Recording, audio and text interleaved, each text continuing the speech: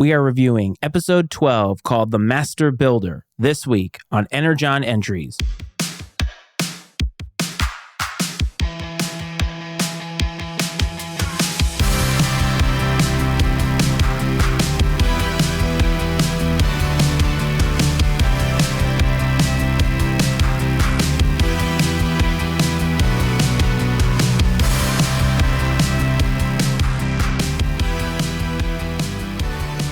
Welcome back to Energon Entries, everybody. As always, this is your host, Matt Freites. I hope that this finds you well. I hope that you enjoyed last week's episode. Like I said, I want to appreciate everybody who stuck with me through that month off. So with that, let's get to the episode recap. The episode begins with Grapple showing Hoist a working model of a solar power tower he wants to build, but Optimus Prime rejects the plan due to defense concerns. The Autobots are alerted by Teletran 1 that Power Glide has been shot down, prompting Hoist and Grapple to depart for repairs. On their return, Grapple tries to convince Hoist to build the tower despite Prime's orders, but their discussion is interrupted when the Constructicons trap them. The Constructicons propose a partnership, pretending to have left the Decepticons, and Grapple, eager to build the tower, agrees after seeing proof in the form of stolen Energon. Grapple and Hoist, with the Constructicons' help, begin building the tower, unaware of the Constructicons' true intentions. Optimus Prime, concerned about the missing Autobots, sends Power Glide, who discovers the tower and reports back. Grapple directs the construction until the Constructicons, merging into Devastator, turn on him and claim the tower for Megatron. The Autobots arrive and engage the Decepticons, who use Devastator to defend the tower. Prime tricks Devastator into kicking the tower, leading to its destruction. Megatron and the Constructicons retreat, and the Autobots find Grapple and Hoist trapped in the debris. The episode ends with Prime forgiving Grapple and Hoist, but instructing them to clean up the mess themselves as they fondly remember the tower. So this episode opens with Power Glide, and he has tons of personality. I love his cockiness, and he bites it in the end.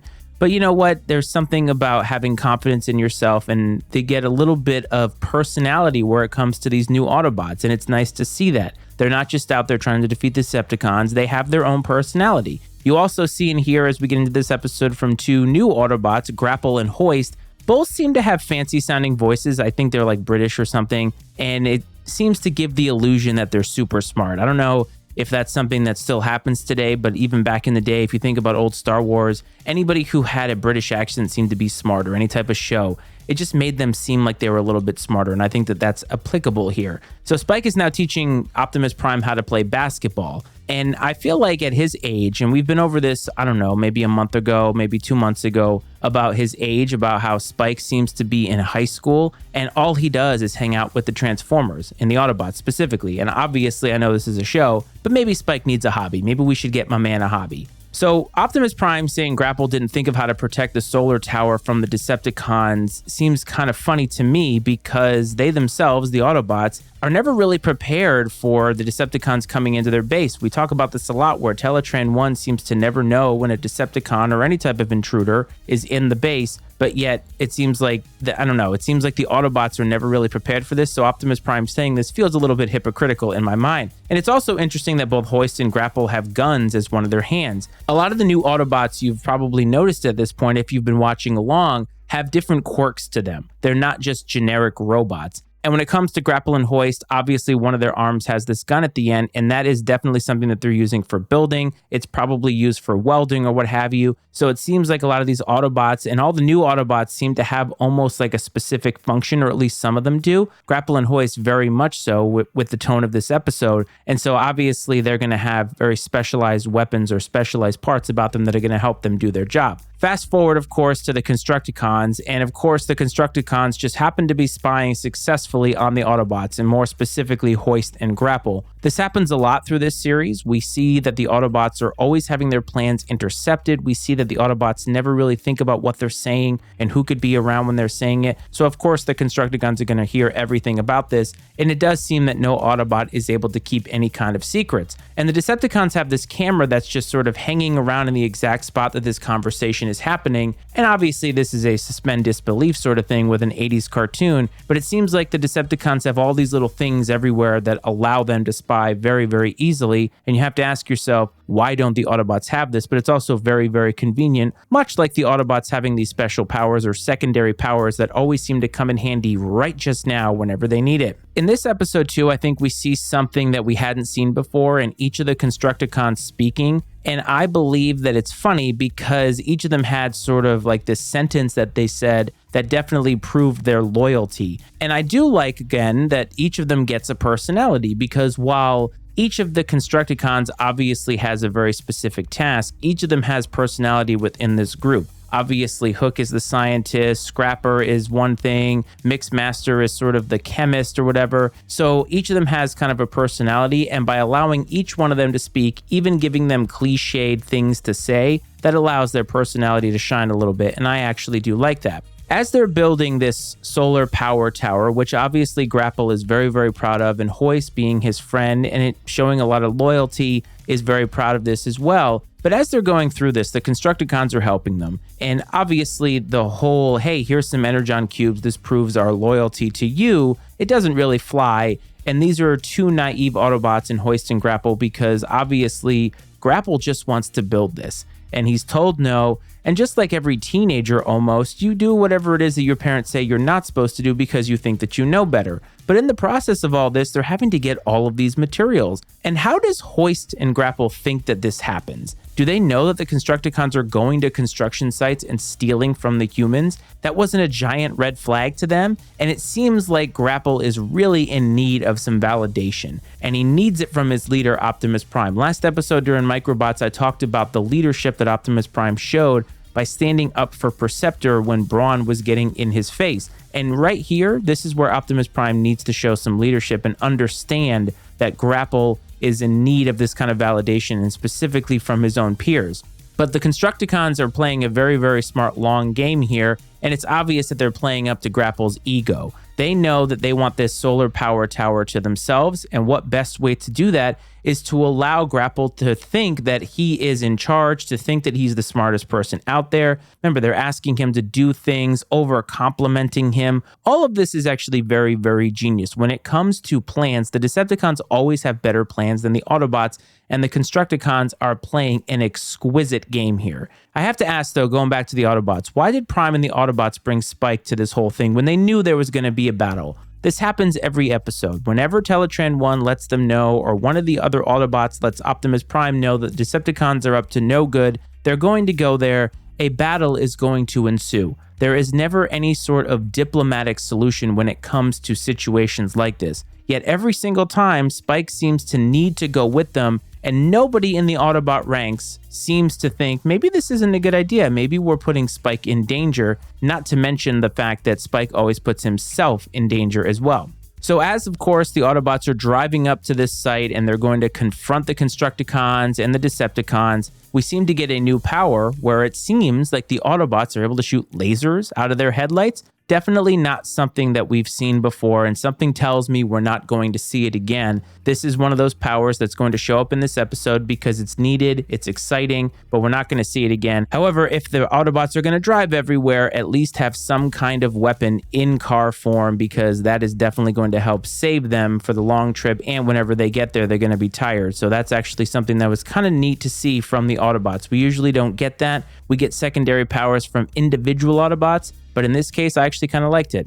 In this episode as well, the Constructicons merge into Devastator twice, and each time there are two completely different animations with completely different sounds. I think that's interesting because there really isn't any continuity with Devastator. Haven't seen the Constructicons a whole lot. We've obviously seen them more than some other secondary Decepticons. And also, Devastator's size seems to be up for debate. In this episode, he seems to be insanely taller than even the tallest Autobots. In other episodes, it seems like he's maybe twice the size of, say, Optimus Prime. And this just goes down to the quality assurance of this show, the quality assurance of the animation. Honestly, I understand that it doesn't really matter, because when this show was out and this show was in its heyday, we're talking about kids here, they don't care. But again, we're looking at this from the prism of a 41-year-old now. And so these are the things that I pick up on. Optimus Prime using Devastator's size, though, and his lack of maneuverability to his advantage was very, very smart, because I believe the idea, in theory anyway, is that when the Constructicons merge into Devastator, they become a less intelligent version of each individual Constructicon. And that makes sense.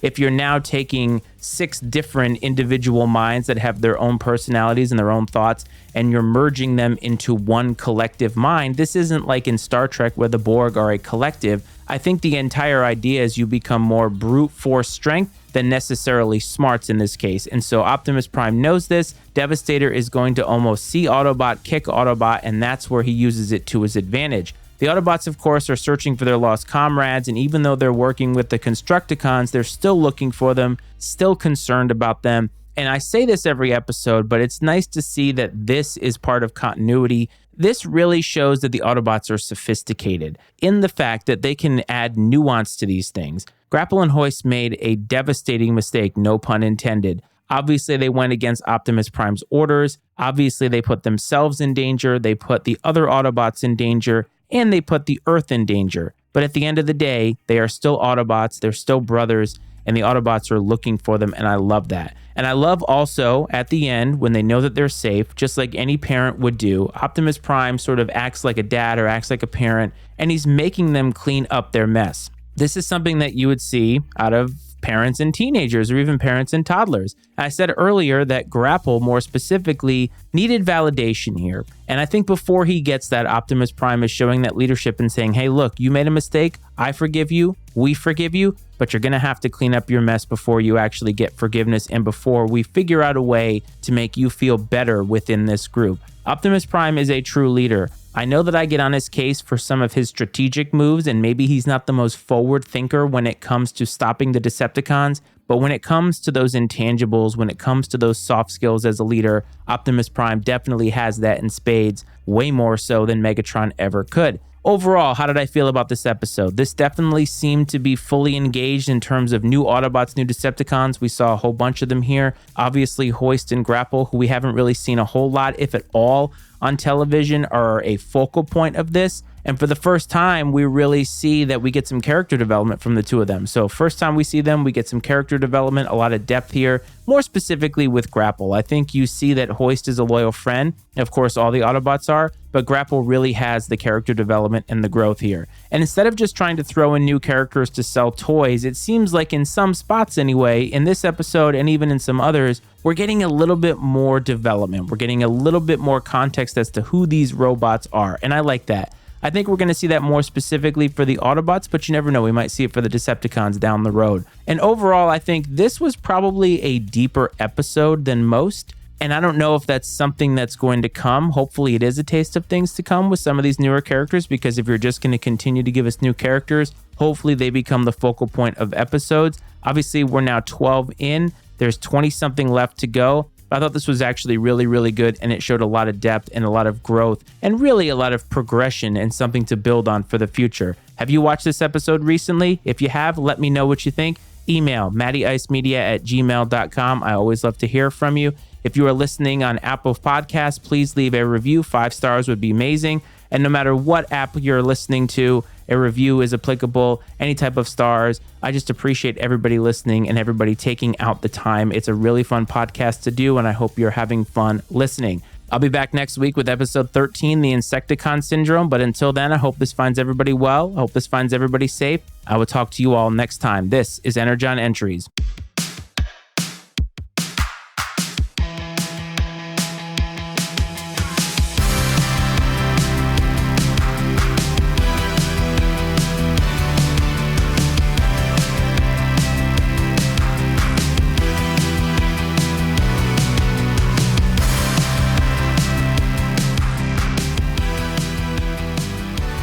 The opinions and viewpoints expressed on Energon Entries are those of Matt Freites and his guests, and not necessarily those of the Matty Ice Media Network.